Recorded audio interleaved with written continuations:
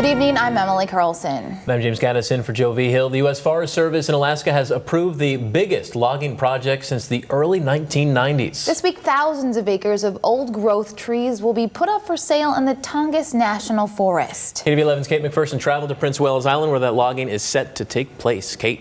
James and Emily, it's called the Big Thorn Project, and as the name suggests, it's big compared with timber sales approved by the US Forest Service. Conservation groups have sued to stop the logging. Now, along with destroying thousands of acres of old-growth habitat, 46 miles of new roads will be built through the forest. The project is located near the town of Thorn Bay on Prince of Wales Island, west of Ketchikan.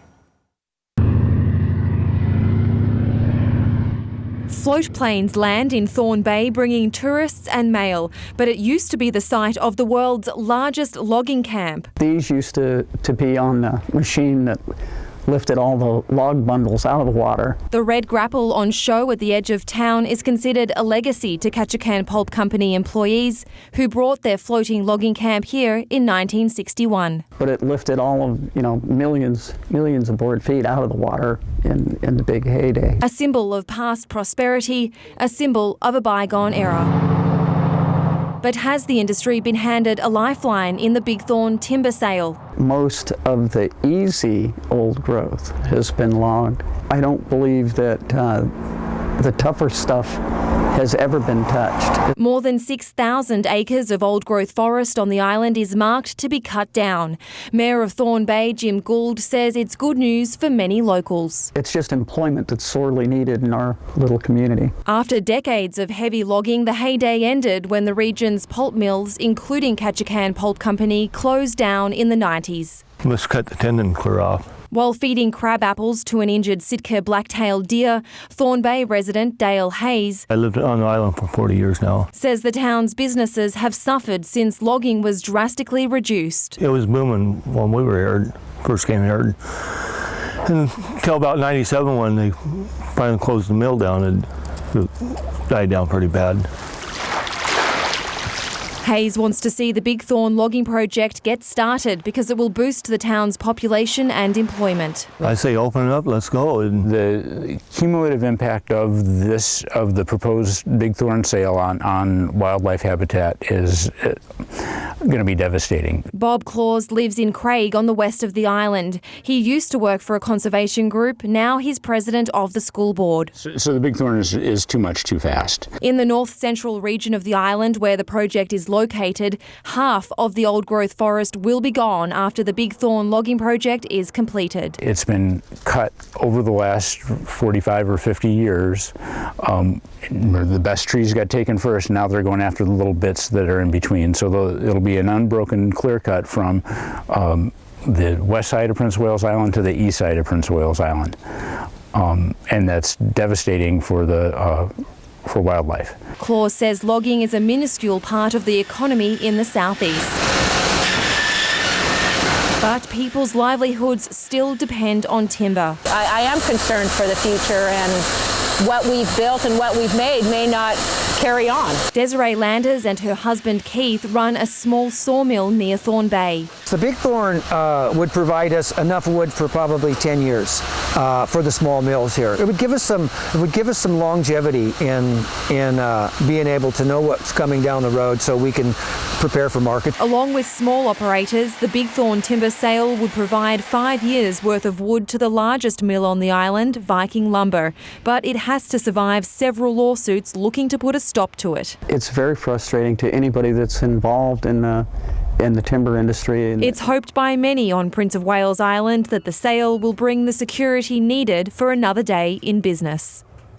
And tomorrow night, we will hear more from local sawmill operators about how the Big Thorn sale will actually help their businesses. Emily and James, on Wednesday, we're going to continue with this series and we're going to talk about more of the conservation side of things, including some of the threats to the wolf population. Good to know. Thank you so much, Kate. Can't wait for your next series. The announcement of the largest logging project in 20 years in Alaska's Tongass National Forest raises questions of sustainability. The National Forest Service says it's trying to make the transition into harvesting young growth trees, but that comes with challenges. KTVA 11's Kate McPherson is here with part 2 of the Tongass Timber series. Kate? Well, James and Emily, sawmills in Alaska will have a tough time transitioning to young growth timber because of the established competition in the lower 48 and in Canada. Now, until the transition happens here, mills will rely on old growth trees, and the Big Thorn timber sale is something many are looking forward to. Keith Landers, along with his wife Desiree, opened their small sawmill on Prince of Wales Island in the mid-90s. K&D Lumber is one of 8 small sawmills left in the Thorn Bay area. They make red cedar shingles and lumber. And then we're allowed 4 1-inch knots on the backside of a clearboard. Selling primarily to companies in Canada. I've got enough timber right now to last me till the end of next season, and then we're out. A couple of years after the pair moved from Oregon, the Ketchikan Pulp Company closed. It was a blow to the business. We never got what we was hoping to get in timber when we set up, because KPC was shut down, and that's what was our lifeline. That's where we got our timber. Keith supports the Forest Service's decision to approve the 6,000-acre Big Thorn timber sale, but he's not happy about the size. Keith says because the area of forest for sale is so big, smaller mills can't afford to buy it. Instead of 100 million feet at one time to sell it in 5 million foot timber sales, then there's other mills that would be able to have access to that wood. Viking Lumber Company on Prince of Wales Island is predicted to make the winning bid. So there really wouldn't be any competition there. It's basically set up for the big mill. They're the only ones left. The Forest Service says more than 800 acres is set aside for small sales so people like Keith can buy in. The future of harvesting old-growth timber in Alaska is unclear. The US Forest Service is mandated to transition away from logging old-growth forest. Some trees are believed to be 700 years old. If the Forest Service continues on this transition path, in 10 to 15 years, we would be largely out of old growth and harvesting more into the young growth. Tongass Forest Supervisor Forrest Cole says there will be challenges. It's like converting a halibut fisherman to a jellyfish fisherman, and you got the same equipment. Young growth or second growth is where the original forest has already been logged and trees have grown back. The mills today in southeast Alaska can cut young growth, smaller logs. What the difficulty is trying to find a market for the products that you can cut out of young growth material versus the old growth. Keith Landers says he'll be out of business if he had to use second growth wood. It won't pass code. And the longevity of a second growth shingle is about 1/10 as long as what an old growth would be. It wouldn't even be worth putting on your roof. Small operators like the Landers hope that some old growth on a small scale will continue to be available into the future. Well, I just want to see us have a sustainable way of living here. And since we are resource-based, whether it's fishing or timber, I'd like to see us have some type of guaranteed sustainability for our children also. Because it's small business owners like the Landers who help hold communities together. Now, the Forest Service says even though they plan to stop logging old growth over the next 15 years, there's still room for some old growth harvest to keep small sawmills in business. Tomorrow, we'll take a closer look at some of the threats to the environment from the Big Thorn timber sale.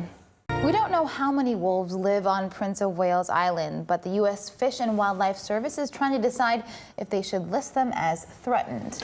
That's not stopping the Forest Service from moving ahead with its current logging plans. KTVA 11's Kate McPherson is here with part 3 of her Tongass Timber series. Good evening, Kate. Hi, James and Emily. Well, the latest research from state biologists suggests that there's already a decline in the wolf population within the Big Thorn logging project area. Now, several lawsuits challenge the Forest Service's decision to allow the destruction of forest on the scale that is proposed. It's September, and that means millions of salmon are returning to spawn in rivers throughout the Tongass National Forest. No logging can occur within a certain distance of the water. We're walking towards the Thorn River now. But elsewhere, thousands of acres can be clear-cut. They will cut trees like this a half mile away as part of the sale. On Prince of Wales Island, This is what the forest ought to look like. Local resident and former employee of a conservation group, Bob Claus, worries about the future of his home if the 6,000-acre Big Thorn timber sale is allowed to proceed. The biggest thing for me is that this is the last biggest remaining place where the temperate rainforest exists. And we should do what we can to make sure that it continues on in the future. The Forest Service is aiming to begin the logging project next spring. 500 years, think of what was happening in 500 years ago in America, and this tree was there. Centuries-old trees, including the prized Sitka spruce, It's just a tremendous tree. provide crucial winter habitat for the Sitka deer because the canopy prevents large amounts of snow from building up below. They can live here just eating berry shoots and forbs, from this kind of forest. But the habitat, the whole ecosystem, is destroyed after logging. Some of these trees might have been the first of their species since glaciation. So you'll never have you will never see another tree like that again. The deer on Prince of Wales Island are essential for the wolf population. Deer are also important to subsistence and sport hunters. The Forest Service has a responsibility to maintain a healthy population of both while implementing logging projects. We expect the deer populations to go down to some degree. We expect wolf populations to go down to some degree. But the Tongass forest supervisor says wolf numbers will not be reduced to a threatened level. Do I need to know exactly how many wolves are on that island? The answer is no. But I have a feel for what the trend in wolf populations are. Some conservation groups are challenging that opinion in court. One lawsuit filed by the Southeast Alaska Conservation Council says the Big Thorn project is too large and will likely destroy the sustainable relationship between deer, wolves and hunters. This is an old clear cut. It's between 20 and 25 years old. You can see the stump here. This is second growth forest. The trees have grown up into something that's called a stem exclusion, which means all the light from gets blocked out. Bob Claus says second growth conditions are bad for deer. There is nothing for a deer to eat in here. Deer can't even move through here. It's a dead forest. The Forest Service says hunting is more of a threat to the wolves than logging, and that the state of Alaska should consider reducing the bag limit. The state is working with them to find the correct number of wolves that can be taken in a year and maintain the wolf population. That might be pretty close to zero coming up soon. Finding a balance in this fragile ecosystem is not easy, and there is no simple solution. And biologists are continuing their work on Prince of Wales Island to get a better estimate of how many wolves are actually left. Tomorrow night, we take you inside the workshop of a man who uses Sitka spruce to make soundboards for string instruments sold by some of the most renowned companies across the world. Back to you guys. The Tongass National Forest contains some of the most sought-after music wood in the world, but there are concerns about the sustainability because it comes from old-growth trees. KTVA 11's Kate McPherson joins us with part 4 of her Tongass Timber series. Kate? Well, James, the wood from old-growth Sitka spruce trees are very much sought after by musical instrument makers across the world because of the high-quality sound it produces. Now, one business in the Tongass National Forest sells the soundboards to 60 countries, but the future is not guaranteed. It's not a bad view from Brent Cole's workshop. This body of water right here is Port St. Nicholas. Located in the town of Craig on Prince of Wales Island, Alaska Specialty Woods is a growing business. So I'm going to clean this up and I'm going to cut some flat top guitar fronts. Cole cut his first Sitka spruce tree to make soundboards in 1994. Some of the most renowned manufacturers and craftsmen buy these soundboards, also referred to as tone wood, to make musical instruments. These are all for flat top guitars, and those will pattern using this joining edge here like this, and they'll pattern on there like that. Most of Cole's wood is salvaged from trees that have fallen or from small timber sales. And how consistent the texture and color is all the way across. Salvage wood isn't perfect. Mollusks have buried into some of Cole's logs that were stored in water, so he cuts around the holes. The holes are outside of the pattern, then they're good. Yeah. Now if they were down there, then it wouldn't be. Working with old-growth trees comes with other risks too. And I have to look ahead to the future because I do see a diminishing resource. He supports the 6,000-acre Big Thorn timber sale and related road building because it will allow him to access areas of the forest he previously couldn't get to in order to find Sitka spruce. But Cole isn't happy when he sees the valuable trees go to waste. Makes me cringe to see a 6-foot diameter or 4-foot diameter clear Sitka spruce tree made into 2x4s for a house. Cole also questions the value of shipping whole logs to Asia. The Forest Service allows half of the trees cut in a timber sale to be sold and sent overseas. Some small businesses and conservationists argue that the full value is never realised. The latest story I heard was South Korea, where they're turned into pallets and then they're shipped back here with a flat screen TV on them, and then the pallets are burned and no one gets anything from that. It's a loss to us. The Southeast Alaska Conservation Council is the lead plaintiff in the Big Thorn timber sale lawsuit and says shipping whole logs overseas is one of its main concerns. The conservation group says it supports some old-growth logging that will keep small local businesses like Brent Cole's strong. I just banded those together for Gibson. The family business made a surprise find in 2012. And I saw how it turned blue like this on the end grain. Wow, that is neat. While excavating to build their new workshop, they uncovered an ancient Sitka spruce buried in the mountainside. It turned blue when exposed to air. And then I had to get the question answered, how old is it? The wood was carbon dated at 2,850 years old. Cole hopes that the old Sitka spruce trees he works with don't become as rare as this find. And the Forest Service says some research is being conducted to determine if young growth trees can be used for music wood and produce the same type of quality. And James, tomorrow night in our final part of Tongass Timber Series, we're going to look at some of the waste that's left over in the forest after logging. There are so many logs left over, and some of the locals want to turn that into energy by installing a pellet mill. So that's our last series. This has been some interesting stuff all week, and I will never look at Gibson guitars the same again. Thank you, Kate. Well, after a logging project is completed, there's often tons of wood left behind, wasted. Sawmills also create waste during the processing of logs. In the Tongass National Forest, a group of small sawmills wants to install a pellet plant and put the waste to good use. KTVA 11's Kate McPherson has the 5th and final part of our Tongass Timber Series. Mel Cook has been in the timber industry on Prince of Wales Island for more than 3 decades. Actually, this is kind of the fun part. He's worked with some of the most beautiful wood in the world, but the availability of timber isn't what it used to be, and he's slowing down. We've supported about 5 families there for a lot of years, but nowadays it's just getting too tough to deal with. Now the 65-year-old wants to enter a new business venture with a few other small sawmills on the island. It just bugs me, the waste. The waste just kills me. I used to burn stuff like this right over here. I mean, I've burned up millions of BTUs of wood. He wants to turn sawdust and scrap wood into pellets that can heat homes and businesses. And cheaper than oil by far. Cook says the wood left behind from the proposed Big Thorn timber sale alone would be enough to sustain a pellet plant for 10 years. So what's the number one thing holding you back from establishing your pellet mill?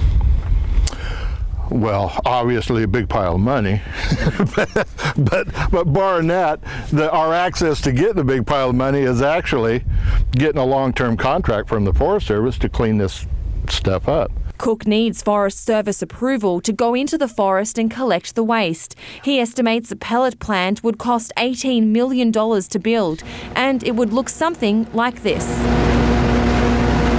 Larry Jackson is the owner of Tongass Forest Enterprises in Ketchikan. He's been making custom wood products since 2003. Originally, the first 5 years to 7 years, we just burned all this.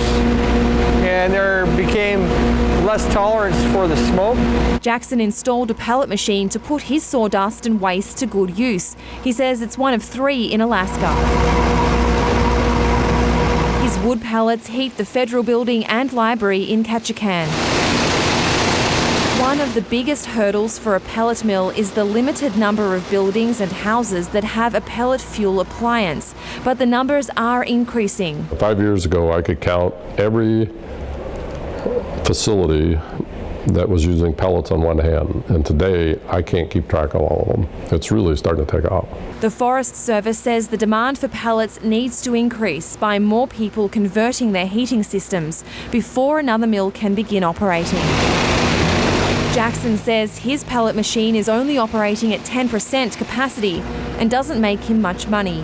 But he's happy to continue running it because it keeps money in the state as opposed to buying heating oil from outside. So that dollar stays here. It pays for the guys that manufacture the pellets, the guy to deliver the pellets. So the dollar to heat that building never left the town. And it makes sure trees from our Tongass National Forest don't go to waste. That was the final part of our Tongass Timber series.